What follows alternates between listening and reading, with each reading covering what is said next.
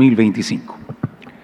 Para iniciar este periodo tendremos la conferencia titulada Buenas prácticas de inteligencia artificial para el desarrollo humano, a cargo de nuestra ponente María Beunza. Ella es licenciada en Administración y Dirección de Empresas por la UPNA. Cuenta con un máster en Educación en el EICE y tiene una destacada trayectoria en innovación y aprendizaje continuo, con experiencia en liderazgo y programas de talento a nivel internacional en instituciones como el Centro Europeo de Empresas e Innovación en Navarra, CEIN, y la Agencia Navarra de Innovación. Actualmente, ella es CEO en Human AI, un asistente con inteligencia artificial que realiza un análisis inmediato de competencias socioemocionales a partir de textos de lenguaje natural, evitando de esta manera el sesgo de autopercepción y los cuestionarios tradicionales. Además, ella combina su trabajo con la docencia en la Universidad de Navarra. Recibámosla con un fuerte aplauso. Profesora Beunza, bienvenida. Muchas gracias. Buenas tardes aquí en la hora de después de comer. Buenas noches a quienes nos ven desde el otro lado. Voy a utilizar una presentación y es verdad que el título original de lo que os iba a contar tiene que ver con buenas prácticas con la IA para el desarrollo socioemocional, no únicamente el desarrollo humano, aunque sea una parte integrante. Vamos a seguir una pequeña estructura, a ver si os parece bien. No voy a entrar en el gran debate de la IA, creo que además esta mañana hemos tenido un modelo fantástico de debate en el que hemos visto las ventajas, los inconvenientes, lo que debemos hacer, cómo debemos utilizarla o no. Yo creo que no es opcional, la vamos a utilizar, eso seguro. Y entonces voy a centrar lo que os quiero contar porque me gustaría hablaros de ejemplos, y de ejemplos de aplicación, de algo que cuando salgáis de aquí podáis decir, yo puedo hacer algo cuando vuelva. Y entonces, bueno, creo que os servirán. Este señor, ¿alguien lo conoce? ¿Lo conocemos? Bueno, en España nos pasa igual, conocemos a otro tipo de personas. Este señor tiene un Nobel, es Heckman, es estadounidense. Él se ha preocupado mucho del desarrollo socioeconómico a nivel global y a nivel regional. Y entonces él decía que solo un 2% del éxito, habría que definir éxito, gran pregunta, ¿qué es éxito en la vida? Entonces, solo un 2% del éxito venía definido o determinado por el cociente intelectual. Como diría el presidente de la Sociedad de Psiquiatría, que es uno de nuestros advisors, hombre, a partir de un cierto nivel, ¿no? Lo cierto es que, como es un Nobel y, por supuesto, ha hecho muchos papers y, por supuesto, le presumimos la capacidad de investigar, tomémonos ese 2%, si queréis, hasta el 20%. Lo relevante de esto es que seamos conscientes de que hemos trabajado mucho en lo cognitivo, y es relevante, nada elimina lo cognitivo. Bueno, también nos diría que las habilidades cognitivas yo creo que hay que añadir una, ¿no? La habilidad de conocerse a uno mismo, porque cognos es conocimiento y entonces estaría bien que entre las cognitivas metamos la de conocerse a uno mismo. Bueno, lo relevante de su mensaje es que efectivamente hemos trabajado mucho con los aspectos cognitivos, sobre todo en la educación, y hay otras cosas que son las que definen en muchos casos nuestro éxito académico, vital, profesional e incluso la salud mental, ¿no? Y entonces, competencias blandas. Qué gran debate, ¿no? No me voy a poner purista en cuanto a que hablemos de atributos, de habilidades, de competencias. No vamos a entrar ahí. Lo cierto es que el concepto de competencias blandas os recomiendo, a ver si lo veis, os recomiendo que trabajéis con vuestro alumnado y que lo leáis porque es francamente interesante. Potencial oculto, Adam Grant es un gran psicólogo organizacional, trabaja en Wharton, tiene ya varios bestsellers, pero tiene una bondad y es que escribe de una manera novelada, muy amena, con testimonios y casos reales, pero todo lo que asevera lo basa en ciencia y lo mete en sus notas al pie de página y explica por qué ese paper de alguna manera argumenta lo que él dice, ¿no? Y entonces, bueno, Adam Grant, por ejemplo, dentro de su libro veréis que él cuenta cómo nació aquello de decir que algo era una soft skill. ¿Alguien se atreve a decir por qué? ¿De dónde viene esto? ¿De qué mundo proviene? Uno tiende a pensar que viene del mundo empresarial, ¿no? Quizás en que lo duro era lo técnico, lo financiero, y lo blando era aquello vinculado al liderazgo, a los equipos.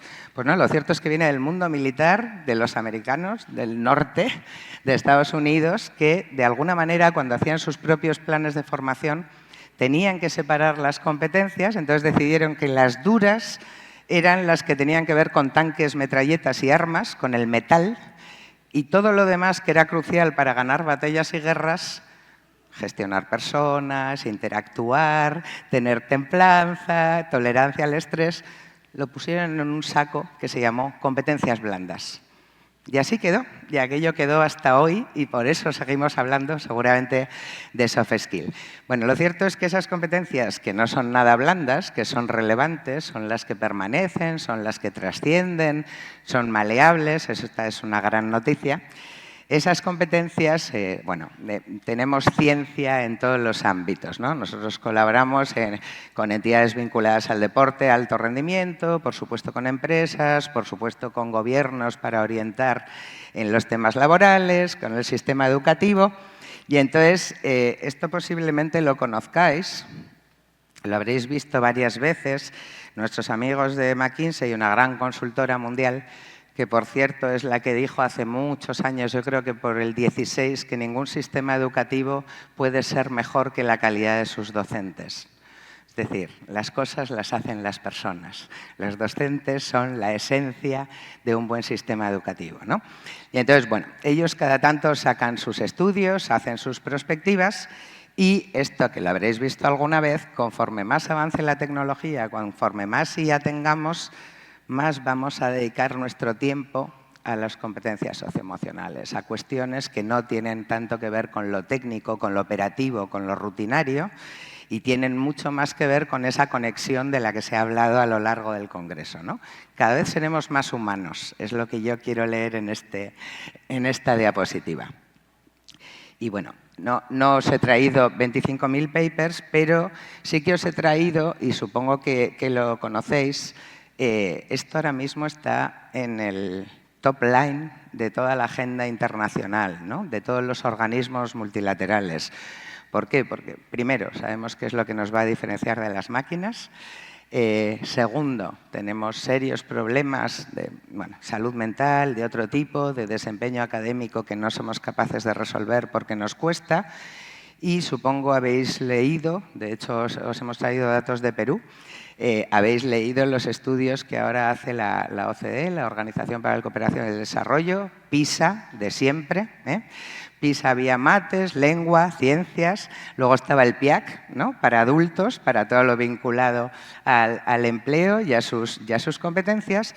Y ellos, bueno, ya empezaron en el 2018, creo que fue el primer estudio internacional que hicieron con chavalitos, con chavalitas. Me vais a perdonar, pues es evidente que soy española, utilizaré algunos términos que, en fin, me corregís, ¿vale? Y entonces, con niños de 12 años, y ahora recién publicaron en mayo los que han hecho con jóvenes de 15 años, ¿vale? Ellos van cogiendo cortes que tienen que ver también con el desarrollo evolutivo, ¿no? Y entonces, ¿qué hizo la OCDE para medir esto? Bueno, pues por supuesto generar cuestionarios, por supuesto tratar de tener en cuenta la valoración de las familias, la valoración del centro educativo y tratar con eso de obtener unos indicadores, ¿no? La propia UNESCO también hizo un estudio global en Latinoamérica, muy interesante, y trató de aportar bueno, pues en esa publicación que ha hecho, buenas prácticas en el desarrollo socioemocional. El de la UNESCO está bastante basado en primaria, en los niños más jovencitos. Y la OCDE, bueno, pues como tantos, han ido generando publicaciones, papers, de cómo trabajar esto. Y sobre todo de justificar el por qué esto es tan relevante?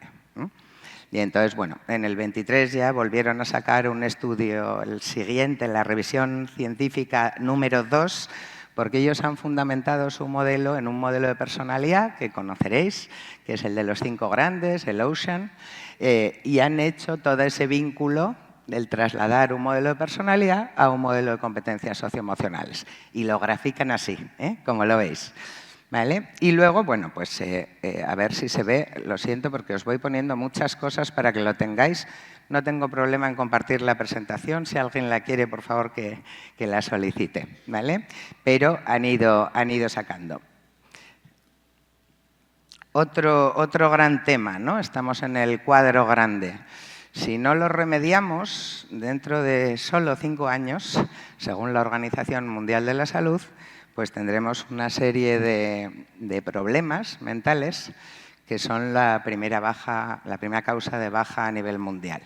Y esto impacta en muchísimos aspectos, ¿no? También es verdad que la pandemia, todos sabemos que ha desestabilizado un poco, no solo a los menores, también a los adultos, ¿no? Y entonces, bueno, pues ellos hacen, lógicamente, sus recomendaciones, sus planteamientos y el que lo tengamos en cuenta, como mínimo que lo tengamos en la agenda, ¿no? Así que, bueno, vamos a ver qué nos dice el estudio de SES. SES son Socio-Emotional Skills, es una abreviatura de las competencias socioemocionales. Y entonces, esto es lo que decía la OCDE. Está por ahí, 15 años, 3.000 personas. Esta es la muestra que emplearon y que era significativa. Y entonces, bueno, pues como veis, en teoría las niñas son menos optimistas, tienen menos energía, tienen menos confianza en sí mismas. Insisto, las niñas de esta muestra. Los niños son, bueno, menos tolerantes, menos empáticos. Mira, este es un prejuicio que existe mucho, ¿no? Los chicos son menos empáticos. Esto se dice en todos los países. Y tienen menos orientación al logro. Y luego, es curioso, porque esto es algo que no pasa en ninguno de los países, en esta tercera afirmación, ¿vale? Tienen diferencias muy significativas comparados con el resto, ¿no? Veis que esto va hacia abajo, ¿no? Y en qué medida los niños, las niñas de Perú, que están en Granate, están o no más abajo en esas competencias que el promedio de los demás países. También pienso que el promedio no suele representar a nadie. Otra cosa es que nos dé patrones, pero un promedio como tal no es nadie en concreto, ¿no? Más cosas que nos han contado en la OCDE. Bueno, pues las personas que tienen menos oportunidades, que son más desfavorecidas, tienen menos capacidad de socializar, menos sociabilidad y una menor empatía. Probablemente, bueno, tienen suficiente con salir adelante con su realidad. Y esto, sin embargo, son más responsables. Tiene lógica, ¿no? En la medida en que tienes que gestionar tus propios recursos y sabes que tus recursos son mucho más limitados, te vuelves necesariamente más responsable, ¿no? Con lo cual, desde un punto de vista de lo que nos podría decir la ciencia, esto tiene sentido. Y entonces, fijaos que en este caso es tan llamativo esta tercera afirmación como que el hecho que los que tienen altos niveles de responsabilidad entre el grupo de las personas desfavorecidas es significativamente diferente al promedio de otros países. Y esto solo pasa aquí, ¿no? Bueno, y entonces, el impacto de todo esto en la educación, porque claro, cuando hablamos de cifras macro, pues bueno, vale, esto es un rasgo, es una tendencia, pero cuando yo voy a mi realidad concreta, a mi contexto específico, a mi entidad y a mi grupo, ¿no?, con el que trabajo, ¿qué puedo hacer, no? Esto es lo que dicen en cuanto a sus aspiraciones. Perú, recordad, es Granate. Mira, este no quiere ahora. ¿Veis el puntito? No pasa nada, ¿eh? Mientras veáis los colores me basta. Perú es el Granate y el promedio mundial es ese azul turquesa, ¿no? Y entonces, es verdad que en determinadas cuestiones, quienes más empatía tienen, aspiran más a tener un cargo profesional, gerencial, ¿no? Esto también lo han hecho para el emprendimiento, ¿no? Quienes tienen una mayor curiosidad también tienen más aspiraciones que quienes simplemente son persistentes. Eso es muy relevante, sobre todo en términos de educación, porque lo de ser persistente está fenomenal, pero si no tenemos la curiosidad para abrirnos a nuevas capacidades, el hecho de tener mucho tesón no nos va a bastar en un mundo que cambia. No basta con continuar con lo que ya se hacía, ¿no? Seguimos. Como ese estudio lo tenéis a disposición en un montón de sitios. Y entonces, bueno, la IA, ¿qué pasa con la IA? ¿Nos va a reducir? Ahora es un gran debate, ¿no? ¿Nos va a reducir nuestra capacidad crítica, nuestro espíritu analítico? Va a suponer... Bueno, hay ahora mismo todo tipo de estudios y lo primero que hay que hacer es tener espíritu crítico nosotros y purgar y separar el polvo de la paja, ¿eh? Porque realmente pues en Harvard acaban de escoger un grupo de control que trabajaba con IA generativa, ahora hablamos un poco de, parece que todo es generativa y ChatGPT, y entonces con un grupo de control demostraban que aquellos que se habían ayudado de la IA estaban teniendo entre un 150 y un 200% más de progreso. Y sin embargo hay estudios en otros lugares que te dicen todo lo contrario, que esto reduce sus capacidades cognitivas. Ahora estamos en ese debate y de verdad no hay dato que uno no pueda exprimir para que diga lo que queramos, con lo cual nosotros mismos tendremos que relativizar mucho esas cosas. ¿Qué hacemos con la evaluación y la IA? Esto es el consenso de Beijing, que supongo conocéis, y tiene ni más ni menos que 6 años. Es decir, se reunieron en Beijing gobiernos, organismos multilaterales, grandes corporaciones, universidades, y ya entonces, mucho antes de GPT, ya entonces decidieron que la forma de reducir determinadas desigualdades tenía que ver con utilizar aquello que existe de una manera ética y controlada al servicio de todos, porque si no es donde generaremos verdaderas desigualdades entre quienes acceden a la tecnología y no. Y entonces, una de las cosas que planteaban, perdonad que me he saltado de diapo, bueno, os iba a decir que una de las cosas que planteaban, ¿me deja volver? Vale. Es que innovemos, que experimentemos, que probemos, que hagamos cosas diferentes dentro de un control y que los gobiernos sean los que empujen a utilizar según qué cosas de una manera ética y responsable para que nadie se quede atrás. Si no, será Silicon Valley, será Beijing y el resto del mundo, ¿no? Así que esto, para que os hagáis una idea, tiene ni más ni menos que 6 años. Os invito a leerlo porque es interesante, desde un punto de vista de políticas generales y recomendaciones. Nosotros en Europa, como sabéis, somos el continente de las legislaciones, nos encanta generar normas y entonces han hecho una normativa muy, muy, muy restrictiva en materia de IA. Hay cuestiones que están directamente prohibidas, hay cuestiones que se consideran de alto riesgo, hay otras que tienen riesgo mínimo. Lo que nosotros hacemos está en riesgo mínimo, ahora os explicaré por qué. Pero, bueno, han tratado de regular para que nadie pueda desmadrarse con la IA, ¿vale? En algunos casos os podéis imaginar que eso es un problema, porque van a matar la innovación. Hay que dejar que algunas cosas pasen y tener un contexto y una cabeza para encaminarlas. El tema de prohibir suele generar siempre mercados alternativos no muy viables. De hecho, China y Estados Unidos, por ejemplo, han dicho que no van a regular así. No lo van a hacer así porque estarán matando la innovación, ¿no? Bueno, entonces, ahora ya entramos en las competencias socioemocionales. ¿Cuántos medís las competencias socioemocionales de vuestro alumnado?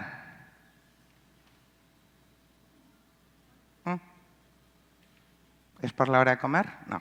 Bien, bien. Vale. ¿Cuántos medís las competencias socioemocionales de vuestro profesorado, de vuestro equipo directivo? Pocos. Vale. ¿No? ¿No se hace? Vale. ¿Y cómo sabéis cuál es el mejor tutor para un grupo? ¿Porque tenía horario libre? Sí, vale. Bueno, ¿cómo casamos, ¿no? Las personas que acompañan y guían o la propia complementariedad de los equipos docentes con las particularidades, con los atributos, con la forma de funcionar de nuestros educandos, ¿no? También es verdad que ¿cuánto les conocemos? Esa es una gran pregunta, ¿no? En la medida en que yo conozco a alguien, puedo actuar con muchísima más eficacia. Bueno, este es un pequeño estudio de un congreso como este. Este era en el Cono Sur, con directivos de colegios y de centros educativos. Y entonces, no hemos podido hacerlo porque sois tantísimos que hacer esto hoy nos llevaría un montón de tiempo, ¿no? Entonces, estas, por ejemplo, vuelta al lío. Esas, por ejemplo, son las competencias obligatorias en España, competencia social y ciudadana. Cuando digo obligatorias son las básicas del currículum, transversales para todo el mundo. La competencia de aprender a aprender y la autonomía e iniciativa personal. La autonomía e iniciativa personal en Europa, que esto viene de Europa, se llama emprendimiento, pero como el sistema educativo ya sabéis que hay como una especie de discordancia, ¿no?, entre el mundo empresarial, dinero, tal, y el mundo educativo, le han llamado autonomía e iniciativa personal. Y entonces, cuando les preguntábamos cómo medían eso, pues como veis, bueno, la gran mayoría lo observan. ¿Y esa observación es válida? Por supuesto. Yo tengo una percepción, tengo una experiencia, conozco a la gente, puedo emitir un juicio con mi subjetividad, no lo dudéis, porque somos subjetivos, somos sujetos, somos personas, pero puedo emitir un juicio, bueno, con criterio, ¿no?, con argumento. ¿Cuántos utilizaban cuestionarios y autoinformes? Bueno, pues un 13%, ¿vale? Test psicométricos un 9%, la evaluación de pares de unos y de otros con sus particulares y subjetivos criterios también estaba en un 18%. Y, bueno, un 4% con IA, esto es relativamente reciente, tiene un año, y un 17% no lo mide. ¿Y qué pasa con lo que no medimos? Puede que no pase nada. Es que igual es mejor no medir, porque si medimos vamos a tener que hacer algo con eso. Esto es un lío y esto nos lleva a otra temática, ¿no? ¿Cuántos maestros, docentes, personas de máster en pedagogía han sido formados para trabajar en el desarrollo socioemocional? Cuando yo me enfrento a los datos, tengo que actuar. Y cuando yo, centro educativo, tengo una data individual o grupal, tengo que definir una política, un programa, una práctica. Y entonces, a veces tener datos es un poco lío, ¿no? Nos puede generar un problema. Ok, entonces, ¿qué sucede con los instrumentos tradicionales? ¿Habéis probado a pasar un cuestionario de 240 preguntas, un NeoPIR, un IPIP? Aquí tenéis una gran ventaja y es que tenéis psicólogos en los centros educativos. En España, por ejemplo, no.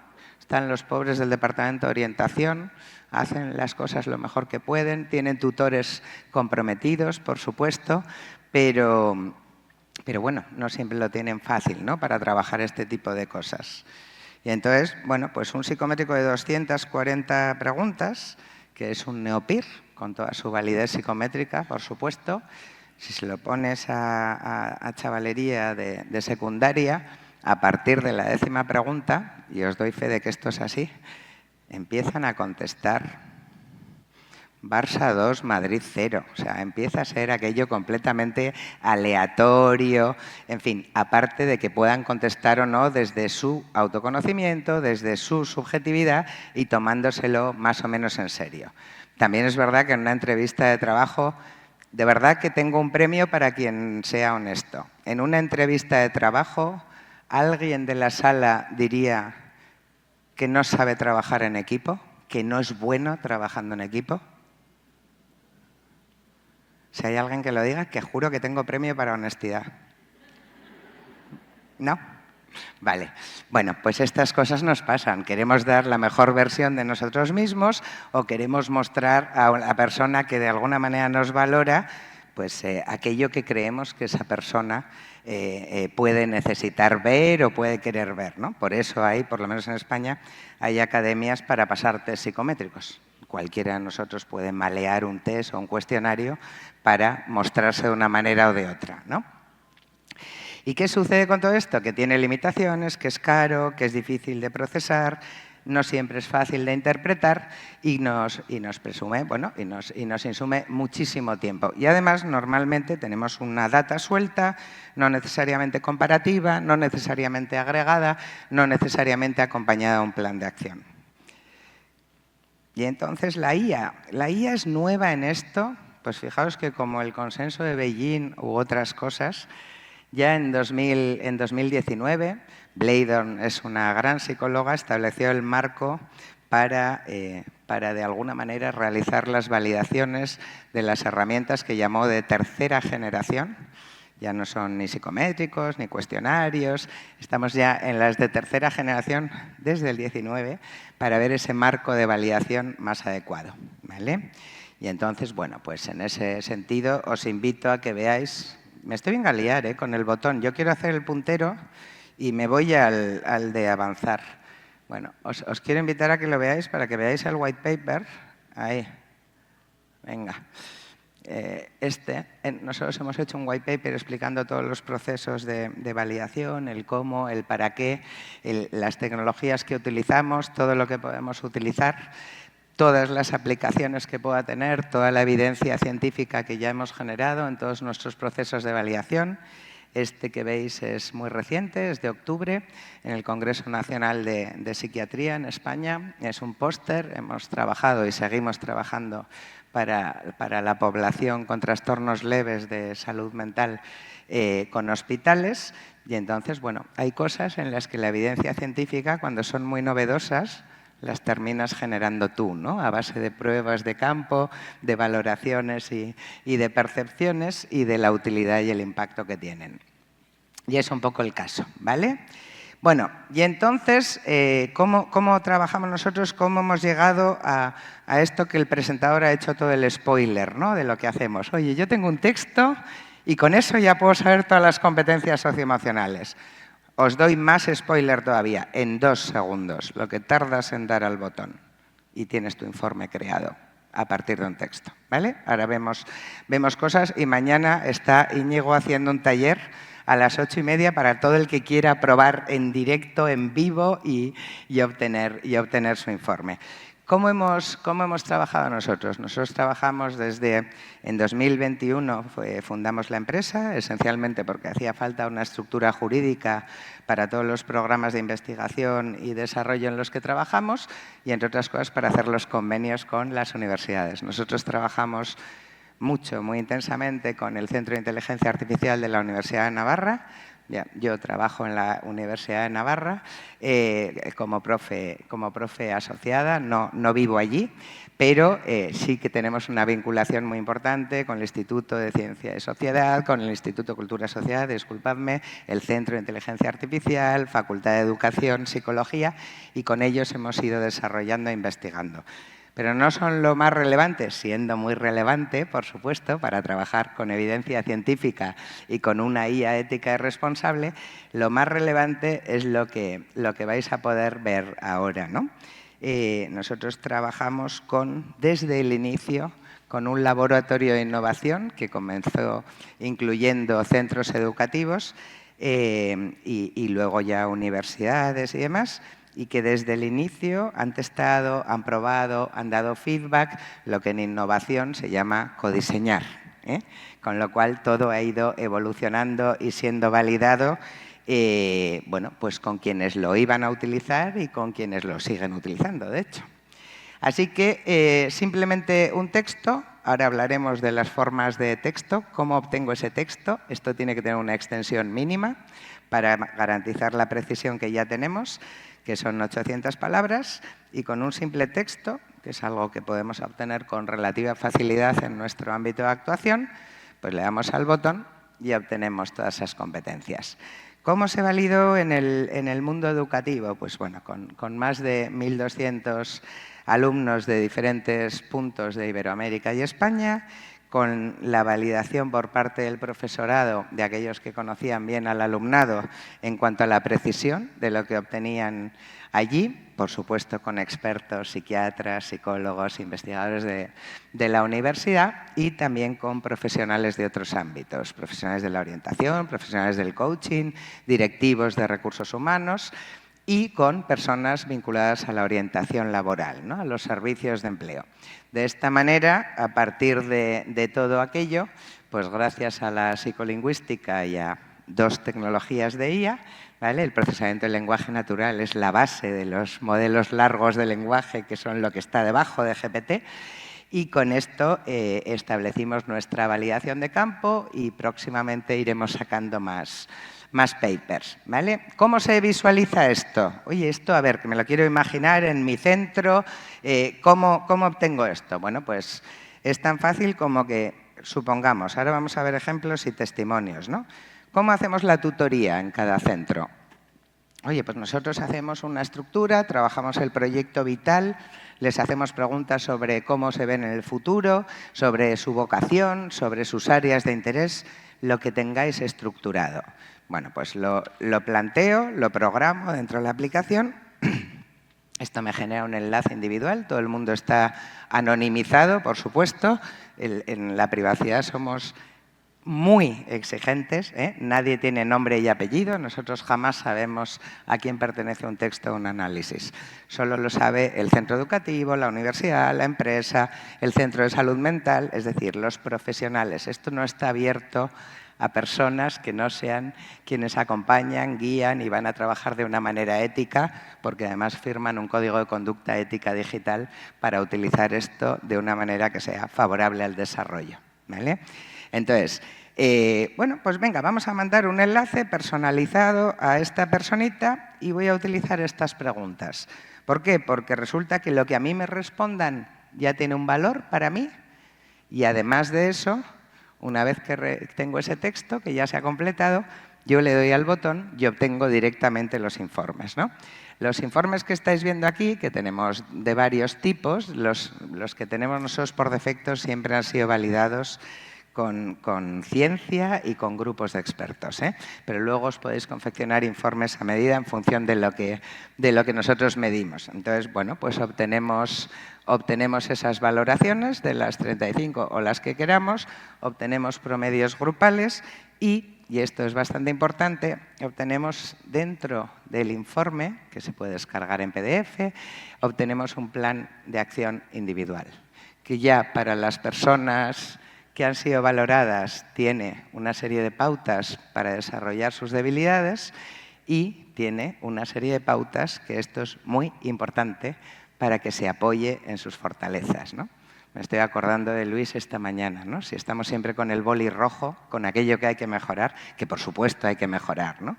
Pero si lo puedo hacer apoyándome en las fortalezas de alguien, ¿qué más queremos, no? Uno no empieza igual el día cuando sabe que tiene una serie de fortalezas en las que apoyarse para mejorar, ¿no? Y entonces los informes tienen toda esa información, no solo para la persona que ha sido valorada y para sus familias, sino tenemos el informe para el profesional, es decir, vamos a saber las implicaciones que tienen esas competencias. ¿Qué podemos esperar? ¿Qué puede suceder? ¿Qué cosas hemos de tener en cuenta a la hora de trabajar con esa persona? ¿Vale? ¿Qué cosas medimos? Bueno, pues aquí os hemos puesto los 5 bloques del modelo de personalidad y la manera en que la OCDE, si recordáis en el estudio internacional, ha establecido vamos a decir, esa equivalencia, que está fundamentada científicamente, ¿eh? Pero es el equivalente, ¿no? Bueno, pues mentalidad abierta, desempeño, habilidades, que es la responsabilidad. Ambas dos absolutamente cruciales para aprender absolutamente cruciales, ¿no? Para ser coherentes, para estar interesados en diferentes cosas, para tener curiosidad intelectual, para aprender a aprender, para tener autodisciplina, para tener confianza en uno mismo, para este famoso espíritu crítico que queremos que la gente tenga, ¿no? Que no sea tan manipulable, ¿no? Esa capacidad de tener una independencia de juicio. Y luego van a venir las que están más vinculadas al cómo nos relacionamos con los demás, que son la extraversión, el compromiso con los demás, o la amabilidad y la colaboración, ¿no? De dónde obtenemos la energía, si nos gusta estar con personas o no, estoy simplificando mucho, y cómo nos comportamos con los demás, hasta qué punto tenemos vamos a decir, ese punto de partida para trabajar en equipo, trabajar de manera colaborativa, ser modestos, ser francos. Bueno, y luego viene la parte negra, que no es negra, pero es el factor inverso, que es el de la regulación emocional. Así le ha llamado la OCDE, y entonces tiene una serie de cosas como el grado de preocupación, el grado en que la opinión de los demás nos influye, el grado en que somos personas impulsivas o no. Lo que subyace son rasgos. Ojo, porque esto no es cuidadín, que estás con esto y ya no hay posibilidad de cambio. Todo lo contrario, la gran noticia es que es maleable, que lo podemos trabajar. Pero es evidente que cuando queremos que alguien aprenda, se motive, colabore y demás, cuando tiene una preocupación máxima, cuando tolera muy mal el estrés, cuando se bloquea, cuando está con otras personas o tiene que exponer en público, cuando le preocupa profundamente todas y cada una de las cosas que le pasan, pues tenemos bastante difícil, ¿no? Pedirle luego que haga otras cosas. Esto lo vivís en el día a día, no es nada nuevo, ¿vale? Y entonces, bueno, la aplicación funciona de una manera en que puedo agrupar, puedo ordenar, puedo tener diferentes niveles de usuarios. Esto ya es muy operativo, ¿vale? Y entonces, en cuanto a ejemplos y buenas prácticas, tenemos varios y tenemos además una serie de blogs y además hacemos publicaciones académicas y capítulos para congresos académicos y libros para que se expliquen todas sus metodologías y cualquier persona, lo decía ayer Michael, ¿no? En la medida en que documentamos, formalizamos, exponemos y explicamos qué hemos hecho y cómo lo hemos hecho, estamos ayudando a otros y estamos encontrando puntos de conexión, ¿no? Y colaboración. Y entonces, en ese sentido, tenemos diferentes publicaciones que os haremos llegar si lo necesitáis, pero sí que me gustaría que veáis alguno de los testimonios. Y entonces, bueno, por ejemplo, Ángel, este es uno de los primeros colegios que trabajó con nosotros, donde todo comenzó en una pizarra, y ellos sí que es verdad que trabajan con mucho interés el modelo educativo, le llaman MEDAP, que es de acompañamiento personalizado. O sea, son muy intensivos en la tutoría, en el desarrollo individual, en el conocimiento de su alumnado y en el trabajar a partir de sus fortalezas, ¿no? Pero quiero que veáis un vídeo de Roberto explicando cómo, primero el autoconocimiento, segundo la conversación, luego el trabajo en esas competencias y luego la vinculación con todo un ecosistema, en este caso enfocado a la empleabilidad, que requiere de esas competencias y que además les va a dar el feedback, ¿no? Sobre el grado en que ellos se están formando. Y aquí, bueno, ahora os contaré alguno más, pero me gustaría que escuchéis a Roberto. Desde el Centro Integrado de Formación Profesional del Mar de Gijón tenemos una experiencia muy satisfactoria en la utilización de la herramienta de HumanAI. Es un primer acercamiento para nuestros alumnos a la idea de inteligencia artificial, a lo que realmente ya están utilizando las empresas en los procesos de selección. Tenemos claro que las competencias socioemocionales, las actitudes, la formación del carácter es clave y a través de esta herramienta damos a nuestros alumnos la posibilidad de conocer cuáles son esas competencias socioemocionales y cómo pueden ser valoradas.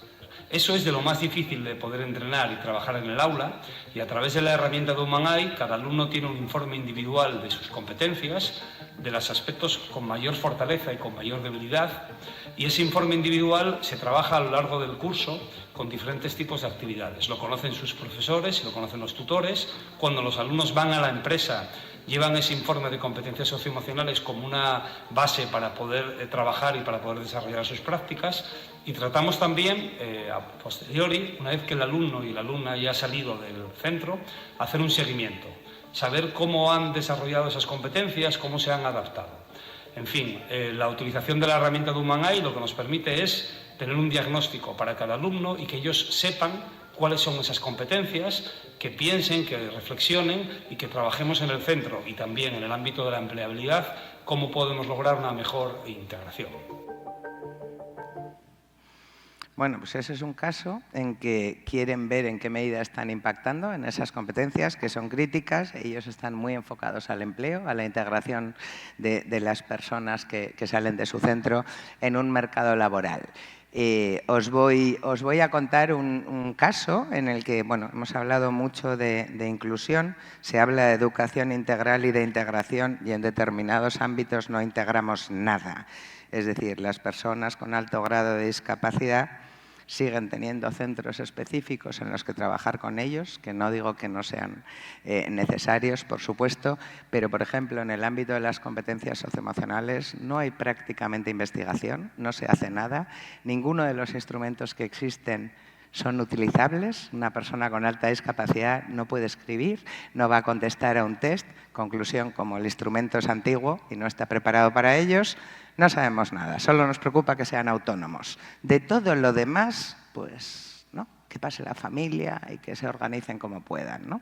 Y entonces vais a escuchar a Natalia. Ahora mismo tenemos un proyecto además precioso. Estamos trabajando con el deporte adaptado entre Guatemala y Navarra. Nosotros con la Asociación Innovactoras, que por cierto tiene unos premios que se abren ya por si queréis presentar vuestros centros educativos y que tiene una dotación económica. Son premios que vienen con dinero para colegios innovadores.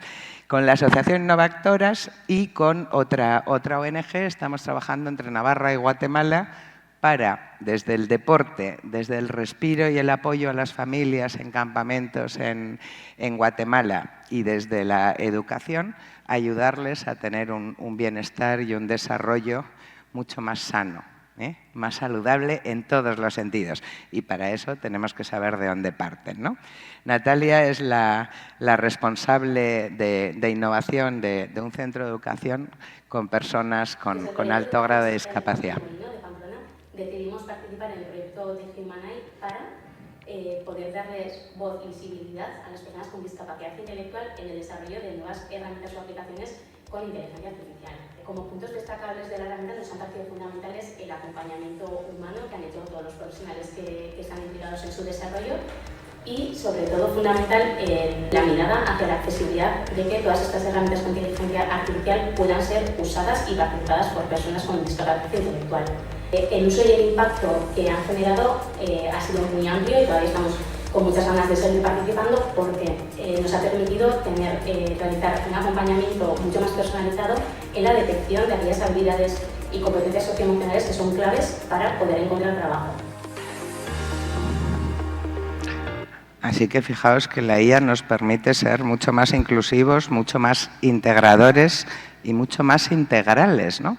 Porque hay una serie de palabras que os sonarán como las del reggaetón, ¿no? Que tienes 10 palabras que según cómo las combines te sale un reggaetón, ¿no? Y yo tengo la sensación de que en educación a veces también tenemos un poco eso, ¿no? Venga, va. Integración, inclusión, sostenibilidad, educación integral, personalización. ¿Quién no va a estar de acuerdo con eso? ¿No? Pero a veces esto hay que bajarlo a tierra y convertirlo en cosas concretas, ¿no? Y que no sean solo grandes palabras. Más ejemplos, bueno, por supuesto se utiliza ya desde el punto de vista de vuestras plantillas, de los equipos directivos, se utiliza en diferentes ámbitos. Me gusta mucho esto. Este es un programa de habilidades y virtudes directivas. Ayer hablaba el profesor Gatti, ¿verdad? Fortalezas, virtudes, educación del carácter. Vamos a ver si empezamos ya a hablar de mayéutica, de filosofía y del ministerio, y de algo más que solo soft skill, ¿no? Para que estemos todos cómodos con la palabra. Y entonces, este es un programa de la Fundación Perspectivas del Trabajo y del Instituto Empresa y Humanismo de la Universidad de Navarra para equipos directivos. Y entonces, bueno, pues es online y además, ¿qué han hecho? Kilómetro cero, conocimiento de uno mismo, ¿no? lógicamente, kilómetro cero, utilizamos esto, tengo un informe, tengo ya mis áreas sobre las que trabajar y a partir de eso voy decidiendo con qué módulos me interesa más trabajar. Esto es un ¿para qué?, ¿no? ¿Por qué me interesa que se conozcan a sí mismos? Pues es evidente, porque nadie da lo que no tiene, ¿no? Digo, también creo que se comentó ayer. Bueno, aquí tenéis un montón de casos prácticos. Alguno que me parece muy interesante, porque nuestro objetivo era trabajar con un enfoque al desarrollo integral, pero fijaos que, por ejemplo, esta es una universidad, también en España, es una universidad pública, y ellos tienen un programa para la empleabilidad muy interesante, que le llaman Profesional del Futuro.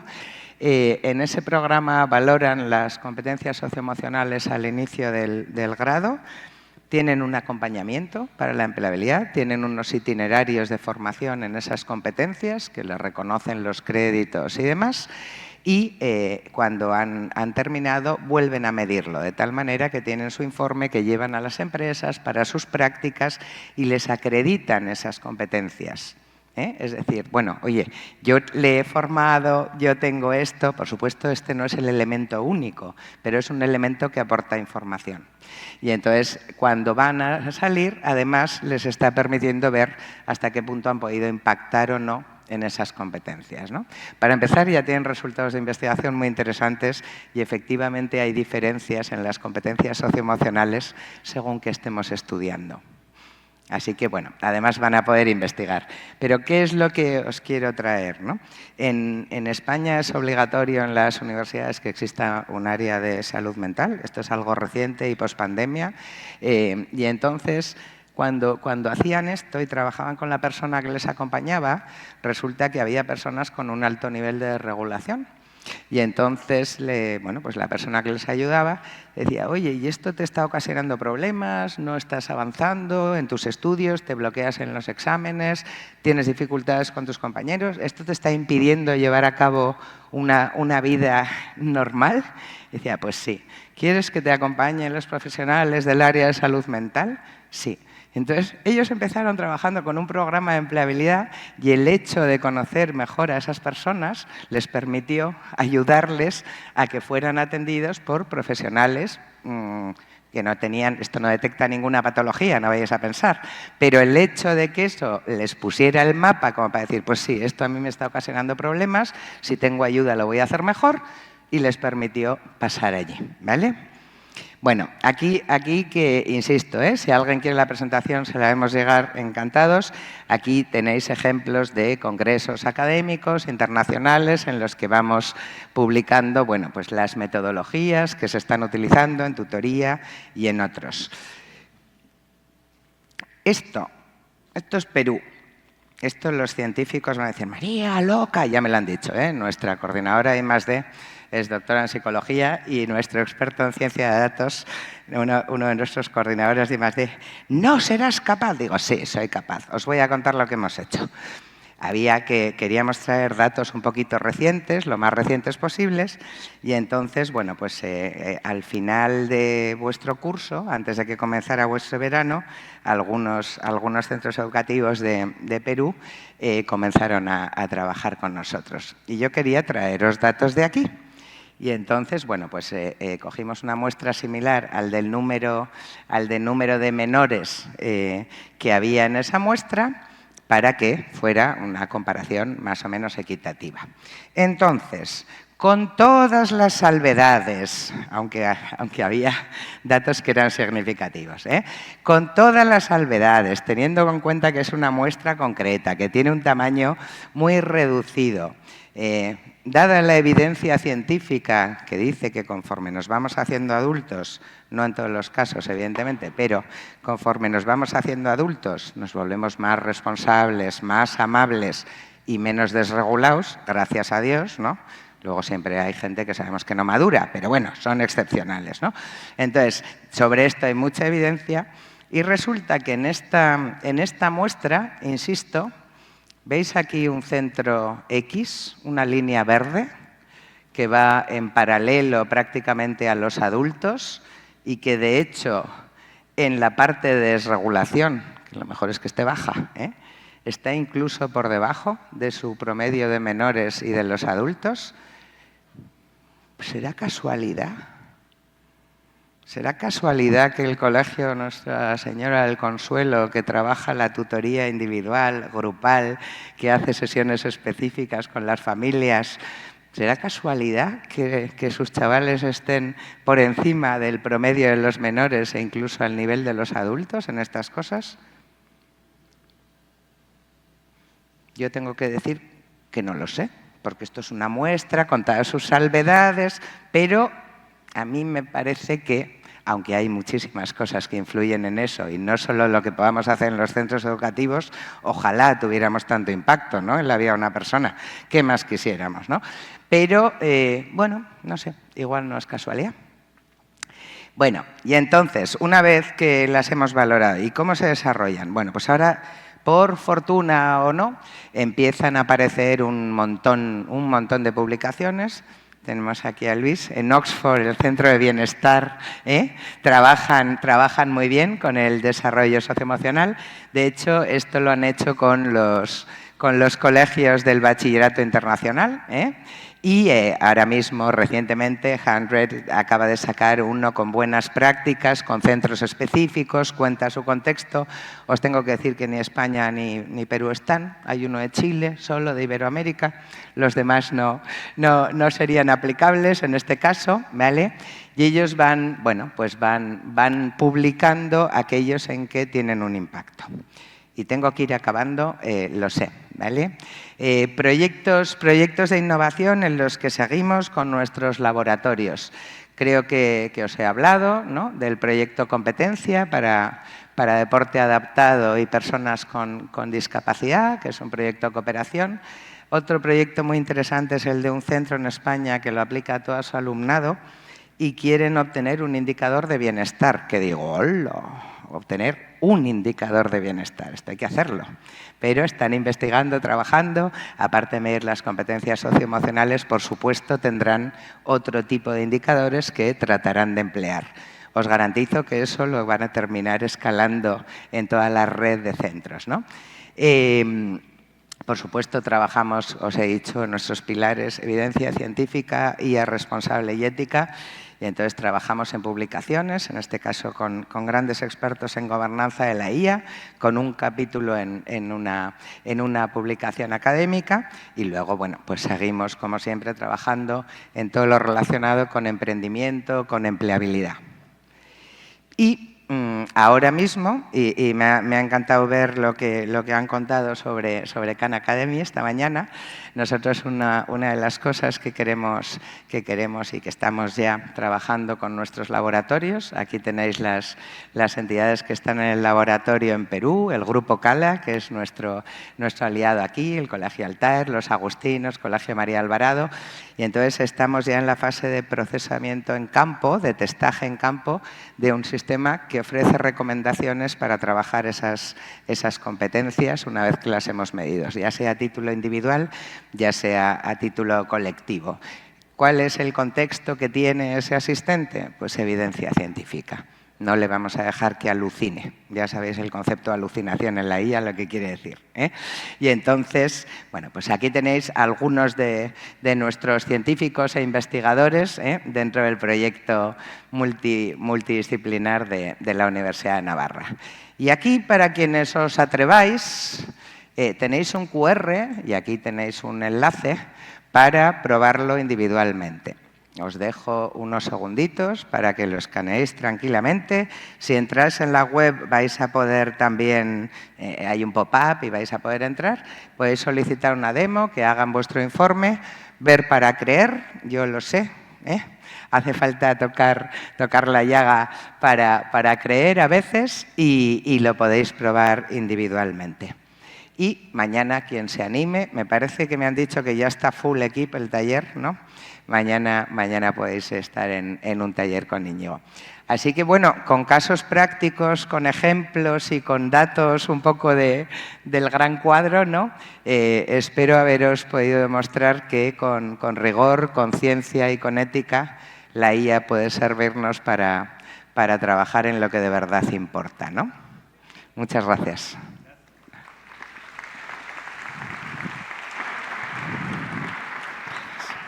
Me he extendido un poquito, ¿no? Muy bien. Lo dejo aquí.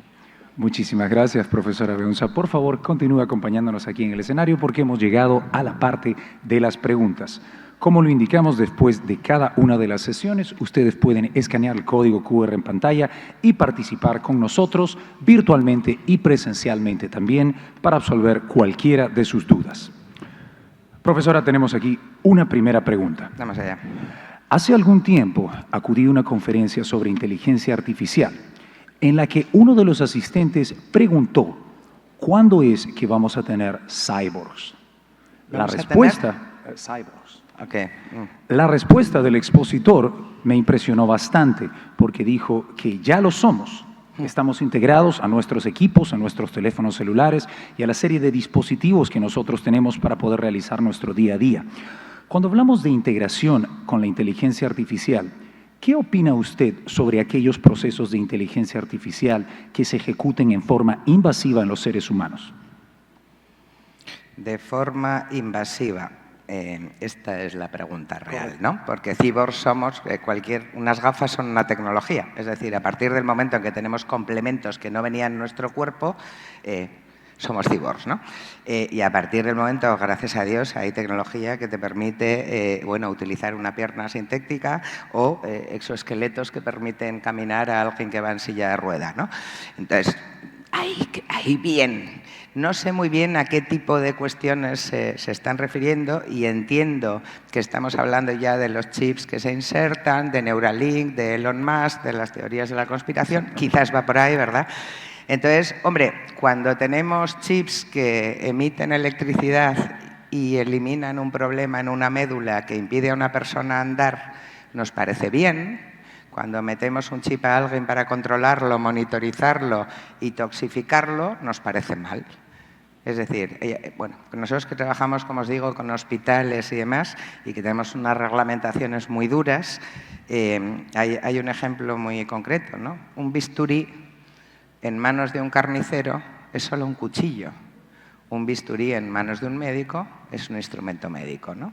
Entonces, habrá siempre riesgos, habrá que tener cuidado, A mí me gusta mucho que esto de la IA nos haga pensar en la ética humana, porque tenemos como el complejo, es como si antes hubiéramos sido siempre todos superéticos y ahora que ha llegado la IA nos ponemos como, Digo, joder, si tenemos un mundo como lo tenemos, esta ética, a ver, Bueno, pero lo cierto es que va a depender del uso que le demos a eso.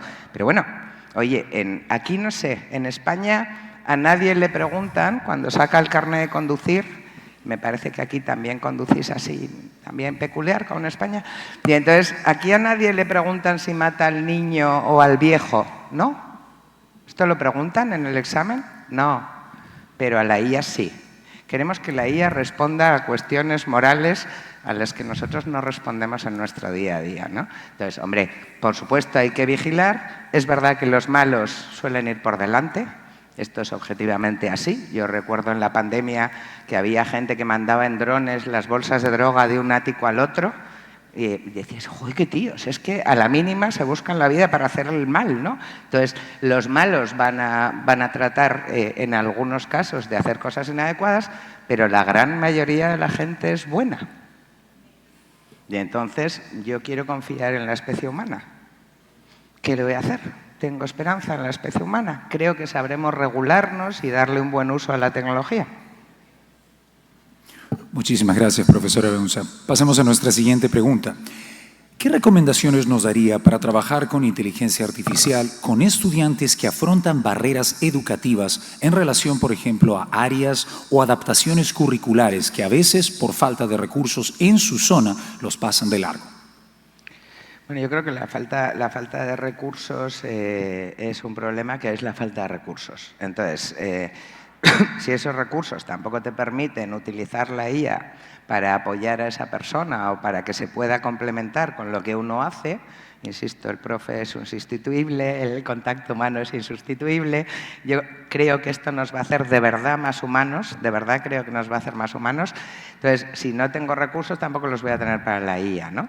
Pero yo creo que la IA nos permite personalizar muchas cosas y que puede ayudarnos incluso a hacer simulaciones muy potentes. En determinadas universidades se está utilizando el perfil de una patología, se entrena una IA generativa, un ChatGPT, para que nos entendamos todos, para que responda como una persona con esquizofrenia. Y así entrenamos a los psicólogos, ¿no? Eso está bien. En el caso de una persona que puede tener dificultades, habría que ver qué dificultades. Yo creo que el ejemplo que hemos traído, en el que mostramos cómo gracias a la IA las personas con una discapacidad cognitiva severa están pudiendo trabajar en sus competencias socioemocionales con el equipo que les acompaña, me parece un buen ejemplo. Es uno de ellos. No tengo respuesta para los grandes males del mundo. O sea, para todos ellos la verdad es que no me atrevo a darla. No soy la persona adecuada. Siguiente pregunta. ¿Tiene algún consejo esencial para poder continuar motivando el pensamiento crítico de los estudiantes, su creatividad, sobre todo al permitirse la utilización de tantas herramientas de inteligencia creativa? Sí, yo lo uso. Yo soy profe, os he dicho en la uni, soy profe de innovación, de emprendimiento y de gestión de personas, ¿no? Pero ahora mismo mucho de emprendimiento. Y entonces a mi alumnado, yo en el examen les digo, podéis llevar lo que queráis. Entonces empiezan a poner muy nerviosos, porque implica que en el examen van a tener que pensar. Pero podemos llevar todo lo que queráis. Y entonces yo misma les hago utilizar GPT para hacer unas preguntas sobre su propio itinerario, hoy se hablaba de metacognición, sobre su propio aprendizaje, sobre la práctica que habían llevado a cabo. Y entonces les pido que me digan la pregunta. No soy profe de mayéutica, pero por favor que metan mayéutica desde infantil, que hay que saber preguntar. Y entonces les hago trasladarme la pregunta, trasladarme la respuesta y trasladarme su crítica a esa respuesta, porque al final me van a hablar de ellos mismos, en este caso. Entonces, tienen que ser sí o sí creativos, porque si no se les ha ocurrido nada, se lo van a tener que inventar en el momento para rebatirle al GPT si no quieren suspender, y tienen que ser críticos porque lo que sea que les haya dado van a tener que matizarlo, ¿no? Entonces, bueno, si solamente me dedico a copiar y pegar, evidentemente seré poco crítico, y si solamente leo, pues seré menos creativo. Pero si utilizamos esto justamente para desarrollar ese espíritu crítico y esa creatividad, pues posiblemente ayudemos.